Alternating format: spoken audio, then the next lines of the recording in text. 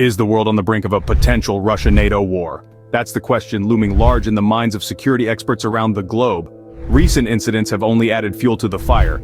Controversial comments from the former President Donald Trump, a nuclear war warning from Putin, and a near miss on the life of the Greek Prime Minister have all contributed to a climate of escalating tensions.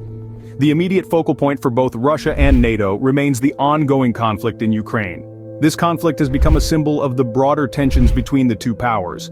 Meanwhile, the Baltic nations, including Estonia, Denmark, and Germany, have made statements suggesting a potential direct Russian attack on NATO in the next 3 to 4 years. As the tension continues to rise, both sides are bolstering their defenses, preparing for potential confrontations. The world watches, hoping for a peaceful resolution, but preparing for the possibility of conflict. The escalating tensions have led to both sides bolstering their defenses and preparing for potential confrontations. The Baltics, with their vulnerable flat terrain, stand as the potential battleground.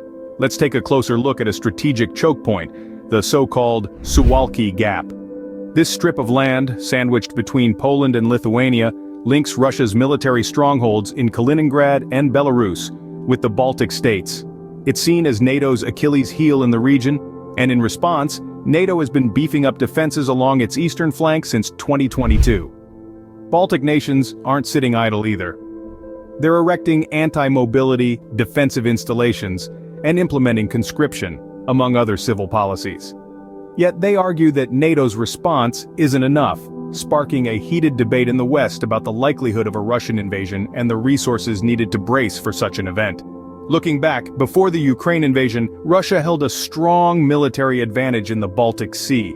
Their strongholds in Kaliningrad and Belarus were formidable, while NATO's naval forces in the region were, frankly, underpowered, lacking sufficient anti-ship capabilities. What's more, Russia's military capabilities, including nuclear-capable Iskander ballistic missiles, were and still are a significant threat. While a full-scale war seems unlikely, the risk of a NATO-Russia conflict persists. The focus might shift from conventional ground attacks to more subtle provocations, designed to test NATO's commitment under Article 5. This complexity underscores the need for vigilance, strategic preparedness, and a nuanced response from NATO. After all, in this high-stakes geopolitical landscape, even the most managed escalations could spiral into a broader and more devastating conflict.